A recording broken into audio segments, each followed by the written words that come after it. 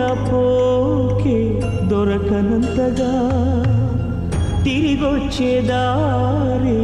తెలియనంతగా భూమాత ఒడి చేరి నా భారం దించావా చూస్తూనే చేసారి ఎదకోతే పెంచావా నీ డాడీ రెక్కలు విరిచావా నన్నీ కంచికి పోవచ్చిన్నబోయి పడుకోవేమంటూ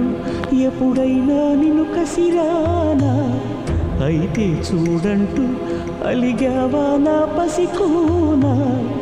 ఏనాడు లేవను అంటూ పడుకుంటున్నావా నూరేళ్ల నిద్రతోని రెప్పలు మూసావా